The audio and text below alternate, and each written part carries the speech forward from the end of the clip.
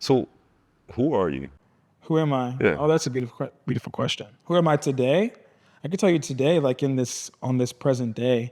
Today I am thankful. I am grateful. I'm well fed, physically and emotionally, and spiritually as well. Today I am learning. Today I am a student. That's who I am in the context of today, as far as like the grand scheme of things. That will always be a mystery to me. What is your placement in the world? What is my placement in the world? I feel like I am a amplified cheerleader. I will raise my pom poms for the lowest of the low and the least of us in the eyes of society, because that is who I see myself in. Those who get left behind. I am their I'm their microphone, and I want them to hold me and speak through me, and amplify whatever they want through me. I guess, yeah, I would call myself a cheerleader, an amplified cheerleader who looks really good in a skirt. I think of you as energy. Like, Yeah. I first encountered you a few years ago on Yeah. Instagram.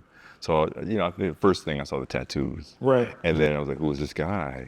How can I DM him to figure out a project? And then like rallied a group of supporters for that project.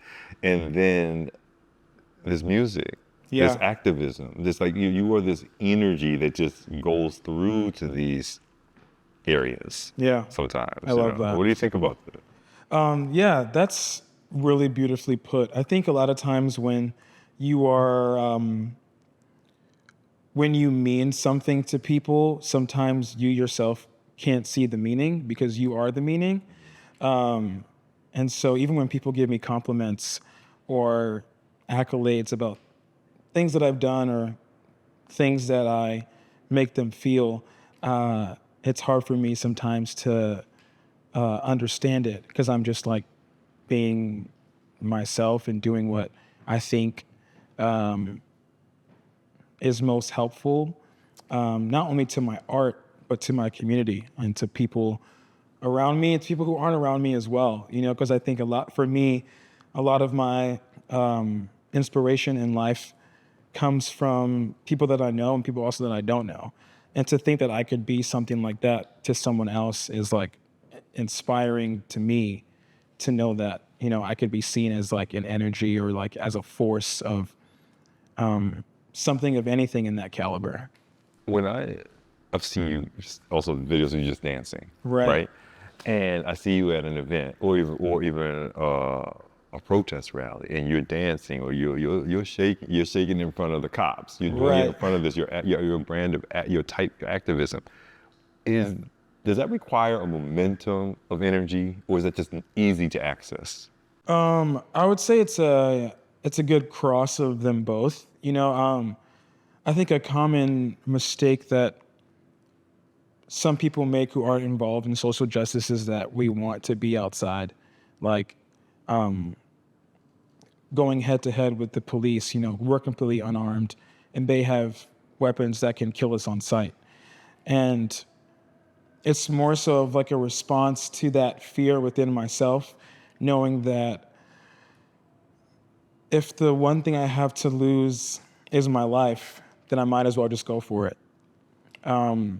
Because I've been in so many situations, and I probably will continue to be in situations where my life is the biggest question of that minute, whether or not I'm going to survive to see the next minute. And I kind of want to approach everything with like giving it my all, whatever that means in that moment, to that space. And sometimes that is like me being around the girls and catching a beat, and dancing my ass off in front of the police because they're not letting us get past a certain point. And, it's kind of like, no matter how much aggression and projected trauma that we're met with, you can't stop me. Because you're already there. I'm already here. You're at the rally. Your life is in danger. Right. You're already there. So there's no like, oh, but I was sitting nicely. You're just gonna get hit with a rubber bullet or a real bullet like everybody else. Exactly. Like so you might as well shake it up. Right. And also we are there as a result of one of our own losing their life to danger. So it's like when you are in that space, knowing that, I'm here because my friend was murdered and you're here and you're potentially going to murder me, then it's kind of like, fuck y'all, it's us kind of situation where like, no matter which way it goes, I'm okay because I'm out here and I'm doing what I'm supposed to be doing. Do you ever get scared? I think I'm always scared, but even in that fear that I have this unbridled joy and confidence, and I can't even begin to explain what it means. I just feel really grounded. I get scared for you. Yeah. I don't know. We don't know each other that well. Years we've known each other. But like we're not like we don't talk every day. Right. But then I'll see you post a mugshot, and I'm kind of scared for you. Yeah. I've been arrested a lot. I know. Does your mom or your younger brothers, are they scared for you sometimes? Yeah. And thankfully we have a relationship where we can talk about these things. And my brother Landon, who's now 15, he'll be 16 at the end of this year. But, we're at that space, where we can have those talks and in a way that isn't jarring, but kind of like letting them know the reality. And we watch TV shows where, someone gets pulled over by the police, and that's a teaching moment where I can explain that situation and what's going on and what's happening. And I'm really grateful for that. And I'm also grateful for my family and friends who understand that. No matter how many times they tell me not to go somewhere and not to do something, I'm already boarding the plane and I'm going there. You get on planes. Yeah. To get to things. Yeah. Do you, I know many times you also use your platform to share information about someone that has been murdered. And you might not even have met them, but you still share their information. Right. That's pretty interesting. Yeah, it's that is something that sort of molded its way onto my heart. When I was younger, a lot of my friends were killed. And, it was like your everyday local people that unfortunately people don't really care for, because they don't see them as like an asset to society, or, they're not conventionally attractive. So I don't think they offer or contribute anything to humanity. But those are the people who mean the most to me. They are like the fabrics of our world. And so many of those people, to this day, are murdered every day. And some of whom I know and some of whom are complete strangers to me. But the reason why I relate to them is because they're a person and I'm a person. And it would really break my heart if, I didn't have the career or the face that I do and I was unjustly killed and no one said anything about it, stranger or not. And throughout my time of talking about these stories and making these posts, I get people who reach out to me every single day, letting me know of someone that's in their life that was killed. And before I know it, it's 3:00 in the morning and I'm on a FaceTime or a Zoom with someone who's thousands of miles away from me. And, we're talking about their partner's favorite color and their favorite food and the songs that they listen to in the car. And we're having this moment of community, even though like we're not physically with one another. But then the way that my mind and my heart works is I always feel the incentive to do more. I feel like sometimes I don't do enough. And so I'll be on these Zooms and I'll say, have you guys had a funeral? And then they'll say, oh, well, we were planning on one, but we can't afford it. Or we were planning on this, but no one's going to show up because their family doesn't respect their gender identity. And I'm like, well, I can be there in 2 days and we could have a memorial with just us. So there's an extra person there. And then before I know it, I'm like in a random town, staying at a bumfuck hotel, and I'm going to this random 2-person memorial, and it's me and this person's partner, and sometimes, I don't know what I'm doing, and I'm in these, I go to some pretty strange places, a lot of which that I don't even share, because it's not, all of it isn't to be shared as much as it is for me to be sharing those moments with that person. I think about you telling me that, like I had this whole other question to talk about dogs. But then as you were telling me that, I think about like emotional vulnerability and how that doesn't scare you. Yeah, right. There's a line, I think, from Interiors, this Woody Allen movie from the 70s, where this one woman who's like disconnected from her family says that emotional intimacy scares me. No, emotional intimacy terrifies me. Mm-hmm. And I can more relate to that. Like when people are having a hard day, if they're not like my very core family, I'm always give them maybe sometimes a stock answer. How do you not access a stock version of yourself for these emotional, vulnerable, awkward moments for a 3-person funeral? Right. It is very awkward. I feel like emotion is my first language. It's just how I operate. I don't know any other way to be. But I'm emotional in every aspect of the word emotion. And I think sometimes people interpret emotions as just being sad and crying. But like happiness is an emotion. Anger is an emotion. And I feel all those things to the highest extent, sometimes beyond. And I don't shy away from those things, and I'm not afraid of what my emotions can lead me to do and where my emotions can take me. And it is because of my emotions that I've been able to build some of the strongest humanly bonds I think that I'll ever experience in my human life. Because I'm not afraid to feel what I'm feeling. I think I grow a lot from those things. And even when I was younger, I was really quiet, but I felt everything around me. And I'm the same way today as an adult. And also because I'm sober, everything is almost like heightened, where it's like, I'm one of those people where if I'm feeling something, I can't hide it on my face. Like people know that something's going on, or like something's wrong, or that something's good. I love it. I don't know if I asked you this, but in the same way, but who are you on off hours? Who am I on the off hours? Yes. I really enjoy, I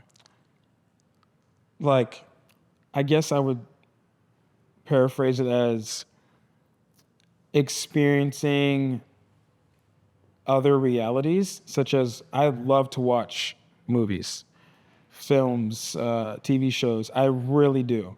Like I can sit and watch something for a long time. And it's also with traveling, I travel a lot by myself, and if I'm on the plane or I'm just checking into a hotel, I have some downtime, and I'm going to use that to watch something.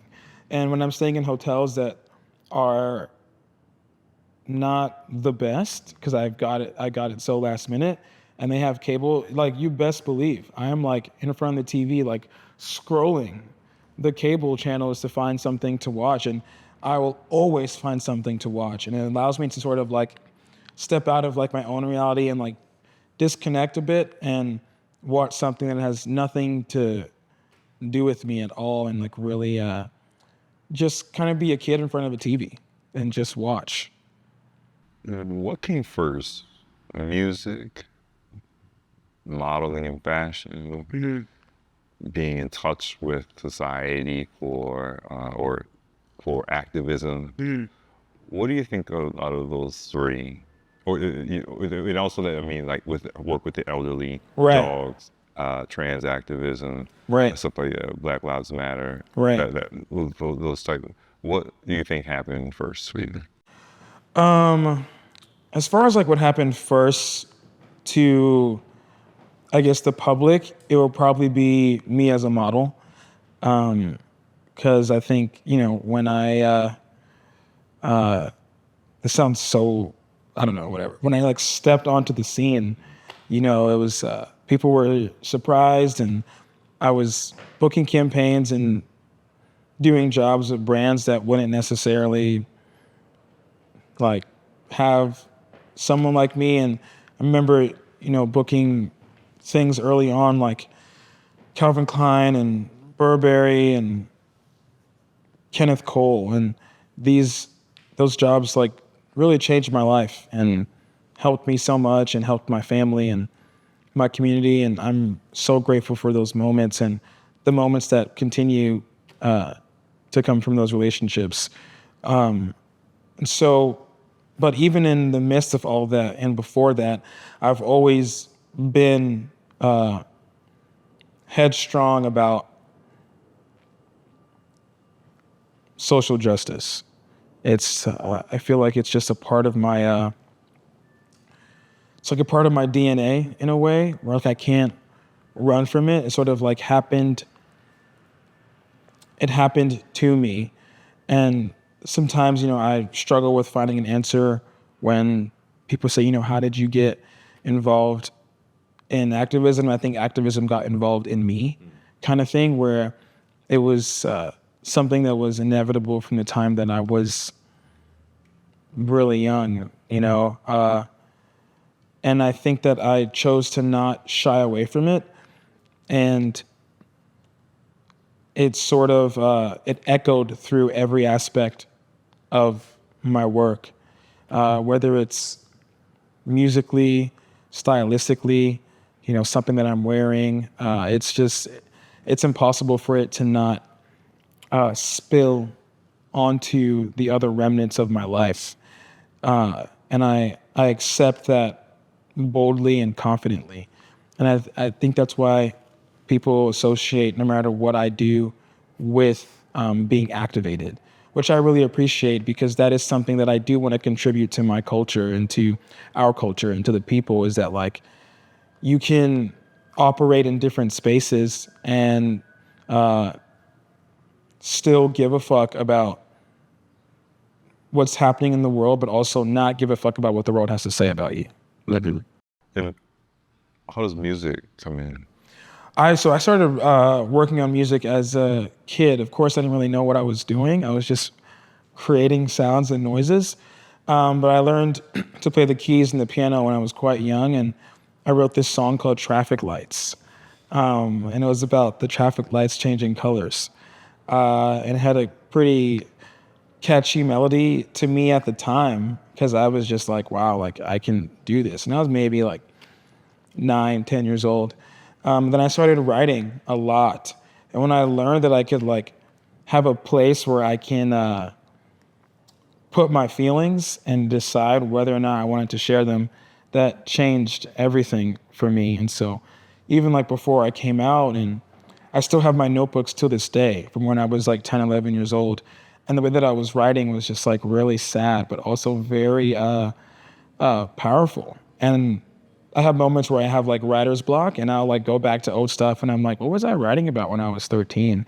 And I'll like see like one line or like one word, and I'll just be like, and I'll be able to sort of like tap into that, which I think is a testament to me nurturing and taking care of the younger me inside of me that still exists, and who I am very well aware of. And I try my best to hear him out, especially in moments where I can sort of like get caught up in my emotions and my feelings and not thinking that I can get past something or get through something. And I think about younger me who got through so many things. What's the writer's block? Yeah.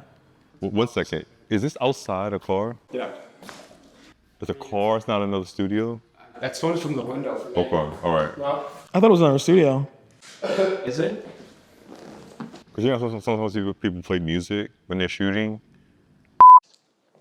I do baby oil gel, baby oil, or Vaseline. I do Vaseline, sunscreen, coconut oil, and cocoa lotion in one thing in my hand, and I mix it all up and put it all over my body. Because ashiness is real for me.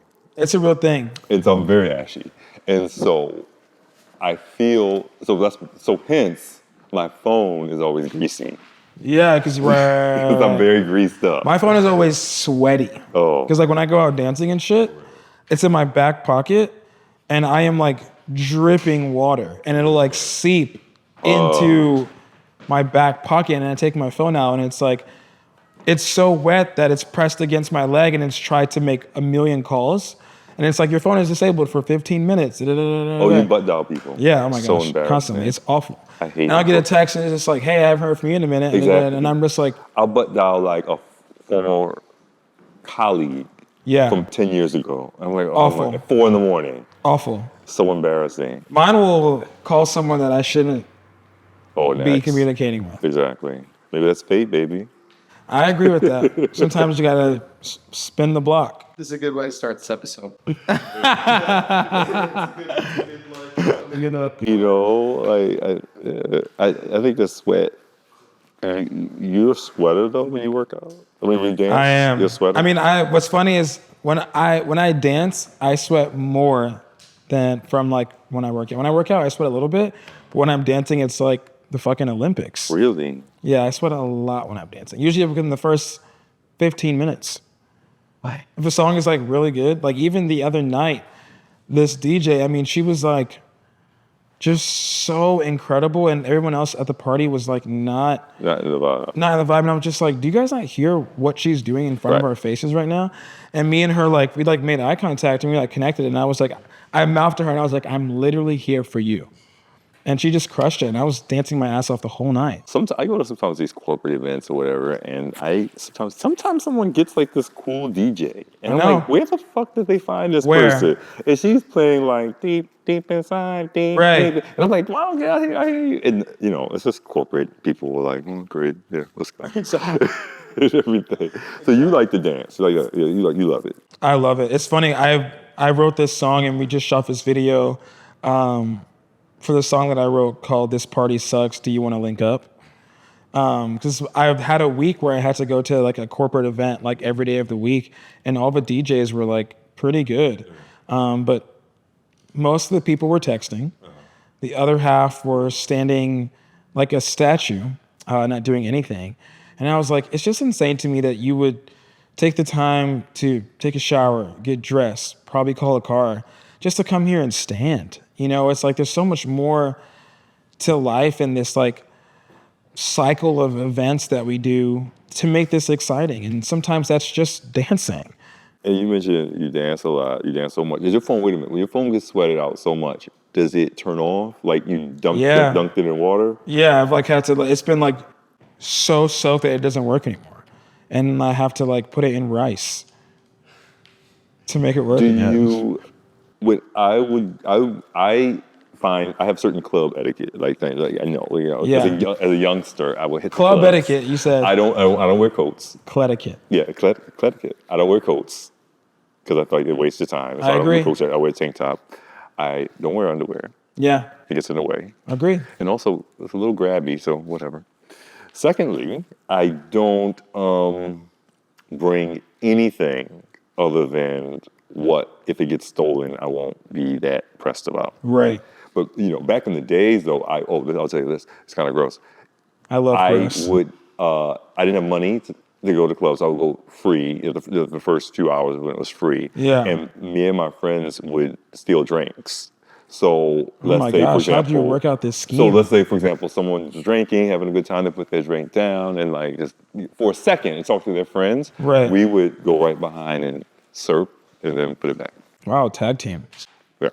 So we would get like completely lit drinking other people's drinks. Oh my The whole night, but not fully stealing their drinks. Right. A slurp here, a slurp there, a slurp here. That is a good line to put on a t-shirt.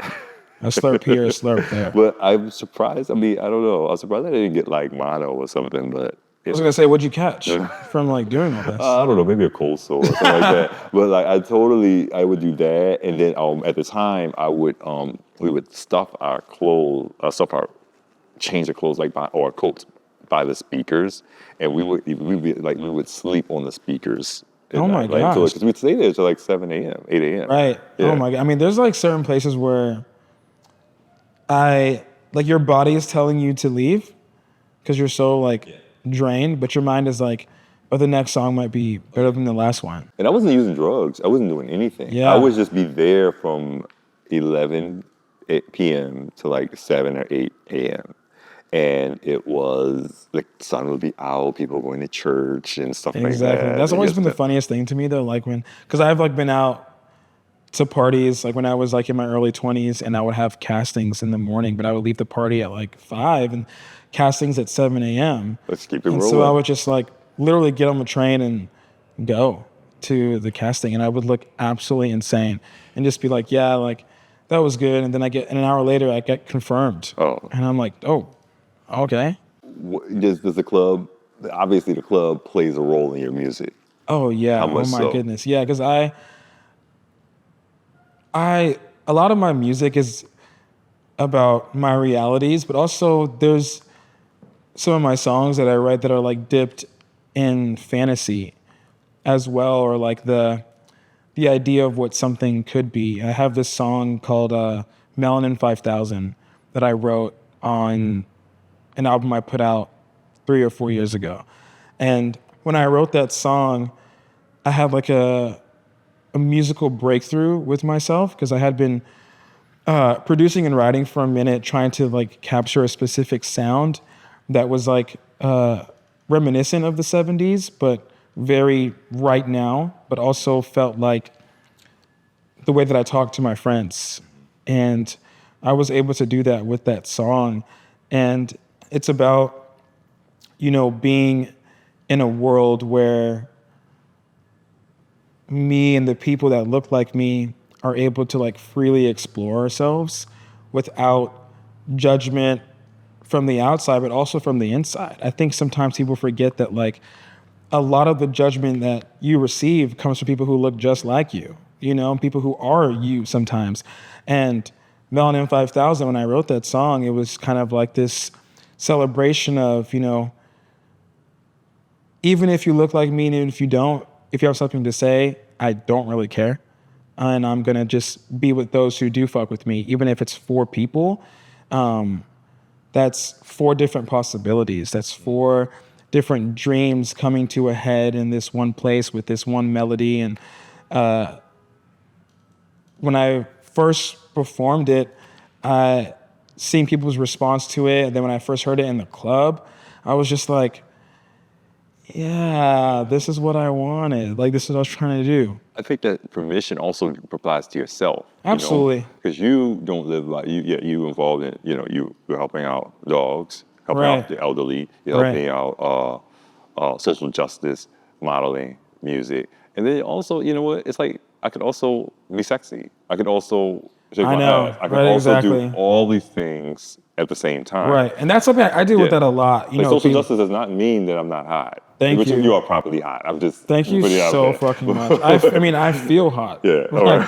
I just feel very good, and I love myself. Yeah. And I'm into myself. I'm a fan of myself, and there's nothing wrong with that. And I think that's something that happens to me quite a bit, where I'll have a week of nonstop traveling to different states and countries to protest, and in that week I'll accumulate random people who are following that aspect of my work and what I'm doing. And then that following week I'll post a series of shoots that I'm doing for my other job, and someone will send me a message and be like, I can't believe you would post a picture of your crotch after you posted about this picture of this dead girl. And I'm like, who am I to you? Yeah. Who am I to you? Do we know each other? Do you think that I'm just one thing? How embarrassing is it for you to boil me down to one singular thing? There are so many facets to who we are as people. You can be fucking attractive and still say fuck these cops and go about your business. Like there's nothing, I think that like there's nothing more sad when it comes to how we operate socially than to assume that someone's going to be the same thing to us all the time forever. There are so many nuances to the way that we operate and the way that we move, and even in our relationships, in relationships that we have with ourselves. The person that you are right now is not who you're going to be a year from now. And that is attractive to me. That is a good thing. I think it's incredible to operate in a space where you're not only open to growth, but you're accepting it. You're accepting the growth happening and the fact that there's going to be a change. And I feel that way about my music. It's the songs that I'm writing right now are not the same songs that I was writing 6 years ago. And if they were, I would be very concerned.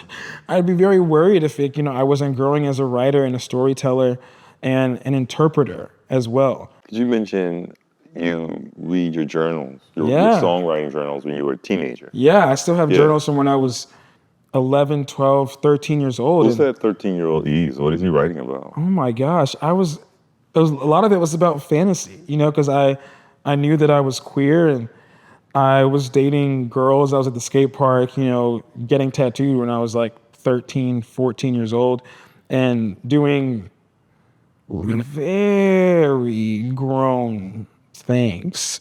And not even things that were, sexual. I was just like running with people trying to prove myself as whatever a man meant to me in that moment, and I journaled about that and like talking about what I believed my interpretation of masculinity had to be and what it was. And it's so sad to go back and read the words of that kid that still exist, not only in me, but in other Black and queer POC children that are a part of our communities, our society, and our world. But one of the upsides is that I thankfully came out of that and I survived what was happening in my notebook at that time. And I'm in this space where I can talk about that freely to whomever wants to listen. And that's one of the things that I use when it comes to how I approach people, is knowing that every person has that 13-year-old in them who was figuring things out and is still trying to figure things out. And I've learned to have not only grace with other people who may not really get it, but also to have grace with myself in those moments. Because I'm like if perfect is a planet, I'm like I'm in another planet that's so far away, trying to understand things about myself every day, and also about things that happen to me, things that happen to people that I love. But I'm not against any of that. I welcome all of it. And I think that's why I'm able to write the way that I do, like say so little, but still get so much across to what my heart is saying in that moment. Can you see yourself writing for another singer? Absolutely. Or oh my gosh. I went, before I dropped out of college, I was going to school as a writing major. And I wanted to write screenplays and musicals and shorts and things like that. And I still bring that into my music, even with my videos. Like, whenever I'm writing a song and I'm making a video, I'm like, okay, I have 3 minutes to show them my interpretation of what I'm saying. And I love that challenge. I love being able to sit down with myself and figure out how can I visually say what I'm saying sonically to whoever is going to consume it and digest it. And sometimes if that's just me on a black backdrop singing into a camera, then that's what it means. Or if it's me dancing my ass off at an underpass as cars are going by and people are honking and people are saying whatever, then that's what it means. I'm so moldable to the art that I'm willing to do whatever it takes to get that message across. I see that. I see that in you. I see that energy. If you're 30 years older, Right. 100 pounds, 200 pounds heavier. Right.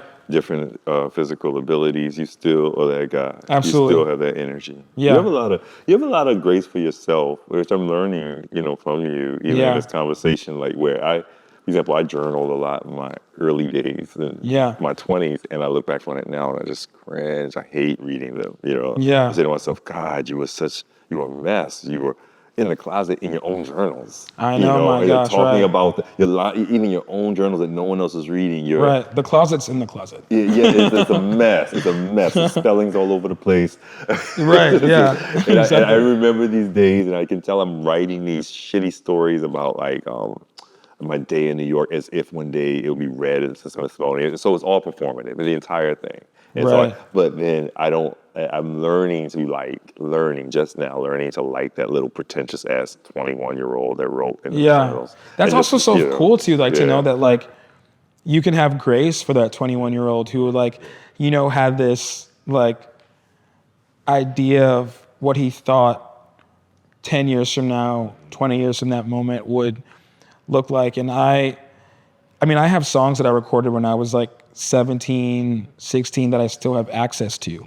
And I go back and I listen to them and I have these moments of just damn, what were you doing? But also I can hear how much that kid wanted something more than what he was doing. And even certain notes, a certain key I was singing in or how I was playing the piano on that record, I can go back and listen to it and be proud of the fact that, I was 15, 16 years old trying at least, I was just going for it. And I think that's why I have sort of a, I'm going to go for it way of moving through life, and why I can get one-way flights to the Midwest or to Europe to go to a memorial and not know when I'm coming back is because I just know that I have to get there.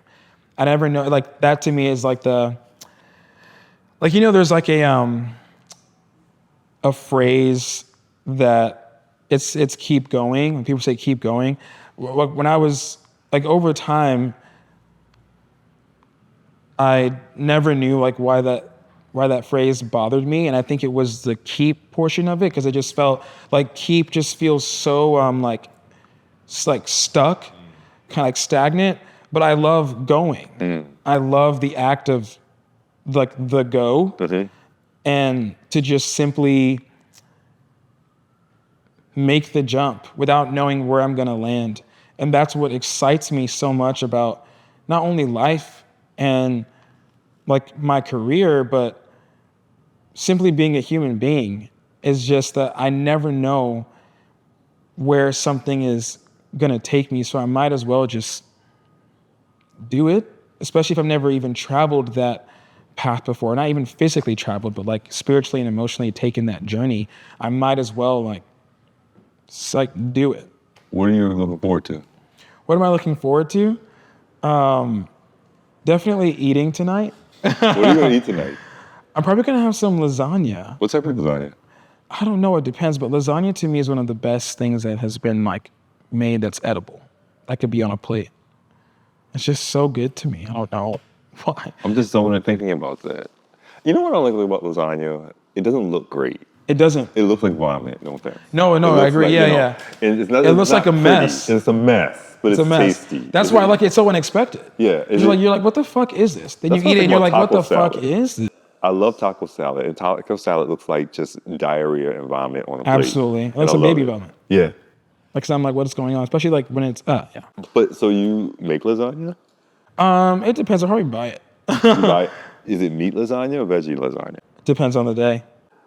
Have you ever tried? I used to try this palm veggie, no pasta lasagna. It's terrible. Oh my gosh, that sounds awful. It was terrible. It was meatless lasagna. But no pasta? Lasagna, raw lasagna. No, Pasta's the foundation of it. No, it was the layers were palm of something. I don't know what. Oh my gosh. It was gross. Wow. And then good old fashioned lasagna is good, but I can murder meatballs any day of the week. And I love a good meat with balls attached. And I love grilled cheese. Yeah, grilled cheese is good. I can have a grilled cheese or peanut butter and jelly sandwich. I love peanut butter. I'm not really a jelly guy. Yeah. You don't like sweets? I love sweets. It's actually my weakness. Really? Yeah, but the texture of jelly is like so interesting to me. I hate honey. I think honey, the idea of sticky fingers grosses me out so much. So like earlier today, I got a hot tea for Kyle, and I put like some honey, and it was like, ugh. And also I hate it. It's almost as bad as if you take a cotton ball and you pull it apart. I hate it. I hate that. I'm the same. That's That's so weird. I'm the same way. It's Even like just saying it hurts my teeth. It's something about it has a vibration Yeah. to it, and I'm the same way. I also hate marshmallows. Really? Yeah. I don't eat marshmallows, but I hate marshmallows. I don't eat marshmallows, but I don't mind them. I don't like them. I hate them. Really? Yeah. Even like toasted marshmallows, like on hot cocoa. I'd rather Candy have just yam like, marshmallows. yikes. No. I'd rather have like the S'mores. hell no. I'd rather have the graham cracker with like the Hershey's and just have like this chocolate graham cracker sandwich. What about like, I don't know if they have that in New York, but when I grew up, we would have like ice cones, and then we put like this marshmallow sauce Ooh. liquid over top. It's like not quite a liquid. It's almost like a pudding, but it's sticky, but it's like marshmallows, but they call it marshmallow, but it's not a marshmallow. I mean, it sounds pretty, but I would probably hate it. What about like Lucky Charms freeze-dried marshmallows? Hell no. Really? Really. I like even the fake marshmallows they put in hot cocoa, like the Swiss Miss ones. Yikes. I'd rather eat grass. Really? Yeah. I don't like strawberries or pineapples, and everyone thinks they're I great. love pineapples. They feel like there's something like scratchy in my throat. I love pineapples Really? and strawberries. Really? But pineapples really get it. Mango is where I'm at though. I can eat a mango every day. It's just kind of on top. Do you eat, and mango is great, but to me, it's a closed door food. Oh, I eat it as sloppy and messy as It's possible. sloppy. It's down here. It's right here. I love a sloppy eater. It's going through the mouth. It's like taking the Please. seed. It's sucking off the seed. Then Please. it's picking all the shit out of your teeth. I mean, the sucking of the seed, the wetness of the hands, the wetness of the tongue. Mango. Really? Mango. But- I love mangoes. But you grew up in the Midwest. I was born in Brooklyn, Right. but then moved down south. Oh, And then moved back All right. to Brooklyn, then moved back down south. Okay. Lots of moving. But Lots your of family lives in. And they live Florida. in Georgia now. They Georgia. moved to- Oh, yeah, my yeah, mistake. I thought Yeah. they was. Okay. Gotcha. And also, back to that, I totally Yeah. forgot. The question was, what are you looking forward to when we sorry, got to the what- food? sorry. Yeah, I'm so sorry. Dinner. So I'm looking forward to dinner, but also I'm looking forward to meeting more people. I love people so much, to the point where like it's insane. It's exhausting. Let's be It's- honest. Is it exhausting to be people's positive guiding light? Yeah, I do suffer with like not wanting to let people down. It actually makes me very emotional, like in a sad way. All right. Where I just don't want to let people down. You know, it's a big weight that I put on myself and on my shoulders, and it's too much for me to carry. And I understand that. Thankfully, I have an incredible therapist who really maps things out for me and has no bias towards me, and so it really helps me to talk to her. But I'm in love with people and the human experience. Like, I'm just so curious about humans and like the vast ways in which humans can think and move and create is just so astounding to me. It's astounding to me.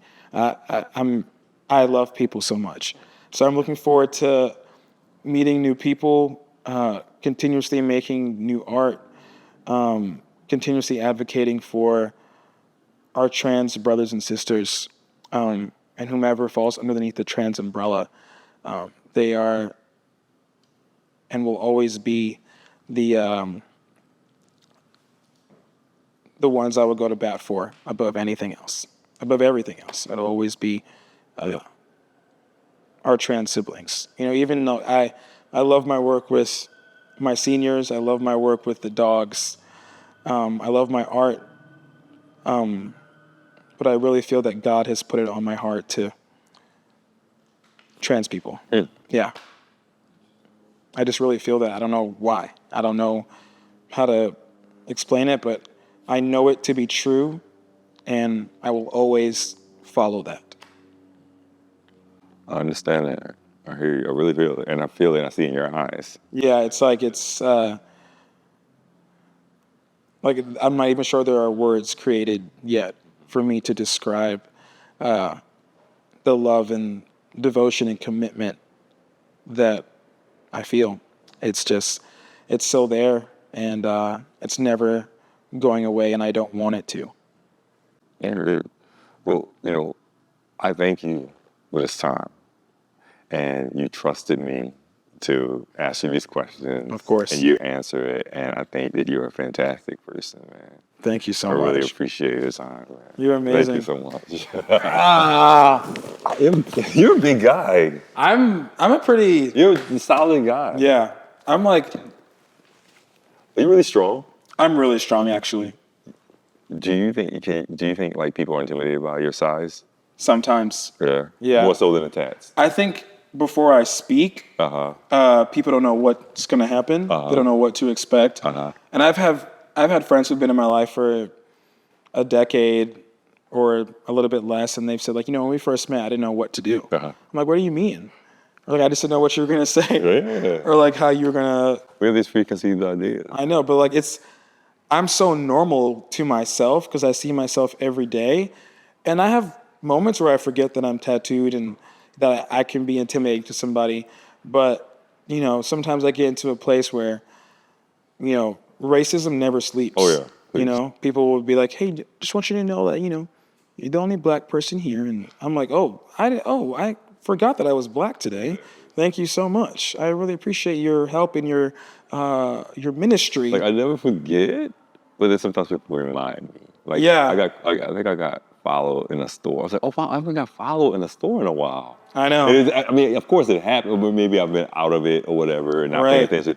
Recently, I followed in a store and I'm like, what's up? I mean, it's like I forgot. It never ceases to amaze me. For a second, I'm like, oh, I forgot this. I mean, I was arrested in Florida last year or maybe 2 years. Oh, it was 2 years ago. I was staying at an Airbnb and it was pretty late at night. And someone called the police, said there was someone breaking into houses. Yes, your Airbnb. Yeah, and they said my Airbnb, and they came and arrested me. And I was by myself in the driveway about to go pick up some food. And I was talking to my mother, I think, and they arrested me, and I was charged for disturbing the peace, $1,000 fine. And I was like, kind of like, talking with shit, and I was like, who called you? Do you have a goal plan when you go to a rally or a march or a protest of like, okay, if I'm arrested, this is what's going to be in my pocket. Yeah. Or this is what I'm going to eat in case I don't get another meal. Or if this, like, what is your goal plan? Well, if I'm traveling during the week, I know that like I can be like relatively generous with how much I'm eating.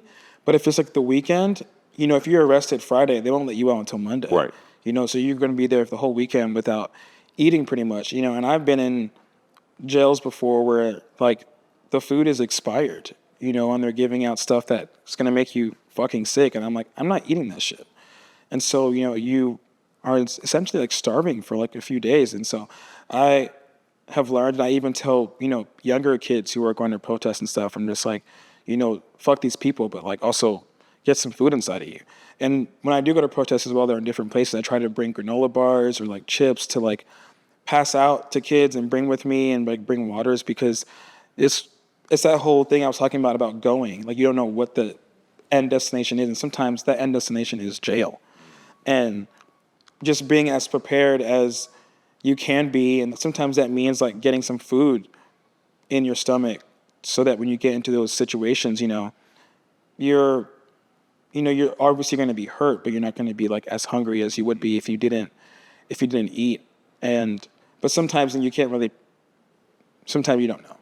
I mean, unfortunately have been in situations where I was kept way longer than I should have been, and it was unjust and it was inhumane, but God got me out of it, and now I can tell people about the absolute fuckery that is happening on our land here where we are. And that's, I guess, the upside to having to deal with any sort of hardship is to let people become aware of what's happening right next to them. Keep telling a story. Yeah. Yeah. You're a fascinating person. I appreciate it. I appreciate you That's so cool. much. Also, us leather daddy Oh, cool. Leather situation. daddies, you know. Leather daddies, You LD. inspired my look. I don't know if I'm getting away with it quite as much, but yeah, we'll see. I love The it. edit will take care of it. I love it. We'll do a stand up over here, man. So Yeah. Where do you want me? right here, if we can do that. And it's also your. Here? Oh, right here. It's great. Perfect. All right, cool. And this is Yves and Khary. You got it, do it? Yeah, I got it. All right, Yes, cool. sir. Thanks, man. Thanks so much. Woo! Thanks again, all right? Thank you All so right, much. Oh, Wow. Hopefully it was good. good. It was great. Hey, I appreciate it. Yeah, I don't remember half of what I said. Oh, man, it was really good. Really good. We went over. We were longer. Yeah, It was we over. did. You gotta, I know you have your thing. What time is it right now? It's after 1. It's Oh, after yeah, 2. we're good. It's after 2. Yeah. Yeah, we're good. I don't have to be Yeah, you gotta hit the road. at set for like Yeah. another 30 minutes.